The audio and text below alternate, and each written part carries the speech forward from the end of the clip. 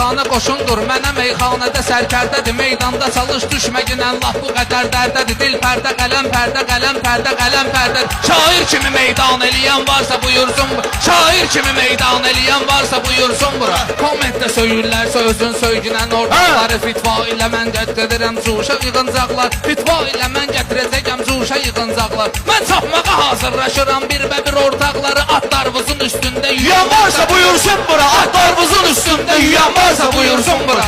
Meydanda ötən savətəmi saniyəvizdən sonra tərlan da düzəldər sözünü tövsiyəvizdən sonra. İlhamım oyandı bu gözəl qafiyəvizdən sonra. Gör orada yatan mürgüləyən varsa buyursun bura. Gör orada yatan mürgüləyən varsa buyursun bura. Ustad Rəşadın yoluna gedən var sözü şahanədə. Atlarımızı bir tutmalıdır söz bilən əfsanədə. Qan utdururam mən bütün ortaqlara meyxanədə. Qan qusmağa hər kimdə ləyən varsa buyursun bura. Qan qusmağa hər kimdə ləyən varsa buyursun bura. Millət ki deyir adıma mənim millət o millətdir ki təbimizdə olan. Hər bu gecə şiddət o şiddətdir ki hər kəs sürür axırda amma vəziyyət o vəziyyətdir ki. Yan yana məni ilə şütüyən varsa buyursun bura. Yan yana məni ilə şütüyən varsa buyursun bura.